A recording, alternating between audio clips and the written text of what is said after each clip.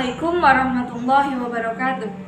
Bismillah, alhamdulillah, wassalatu wassalamu ala rasulillah. La haula wa la quwata illa billah.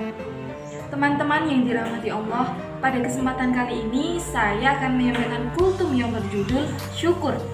Syukur seorang hamba terdiri atas 3 rukun, dan ketiganya harus ada. Yang pertama, secara batin mengakui nikmat. Yang kedua, secara lahir membicarakannya. Dan yang ketiga, menjadikannya sebagai sarana untuk taat kepada Allah Subhanahu wa Ta'ala. Jadi, syukur itu berkaitan dengan hati, lisan, dan anggota badan sekaligus. Hati untuk makrifat dan mahabbah, lisan untuk memuji, anggota badan untuk menggunakannya dalam menaati Allah dan menjauhi bermaksiat kepadanya. Allah Subhanahu wa Ta'ala telah menyebut syukur dan iman secara beruntun. Allah menyatakan, tidaklah perlu mengazab makhluk jika mereka bersyukur dan beriman. Mengapa kita harus bersyukur? Bersyukur itu satu dari banyak jalan menuju surganya. Dengan bersyukur, kita tidak mencuri nikmat yang Allah berikan, menggunakan nikmat yang diberikan seperti kesehatan, harta, untuk beribadah kepada Allah semata tanpa meminta dipuji oleh orang lain. Niatnya tulus untuk membantu orang lain. Apalagi di bulan puasa ini kita dianjurkan untuk melakukan amal soleh sebanyak-banyaknya. Karena Allah mengobrol besar-besaran pahala untuk orang-orang yang beriman. Diberikan kesempatan untuk bisa bertemu di bulan Ramadan, bukankah ini suatu nikmat yang telah Allah curahkan untuk kita? Maka dari itu, cara kita bersyukur di bulan Ramadan ini pun harus kita tingkatkan. Orang yang bersyukur itu akan ditambah nikmatnya oleh Allah Subhanahu wa Ta'ala.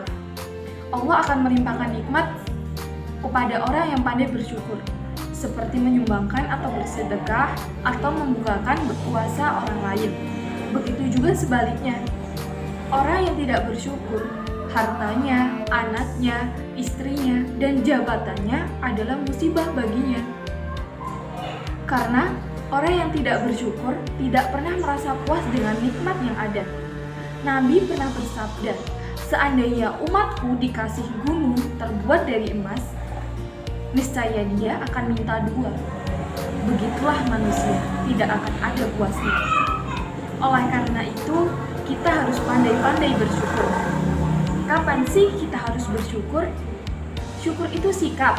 Jadi, rasa syukur itu hendaknya setiap saat, dimanapun dan kapanpun harus ada.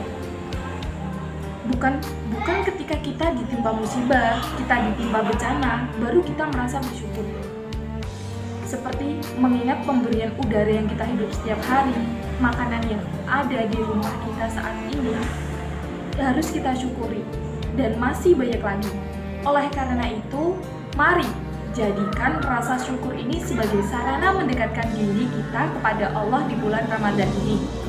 Jangan jadikan harta benda yang Allah berikan sebagai bencana bagi kita, karena itu adalah cobaan bagi kita untuk kembali ke jalannya.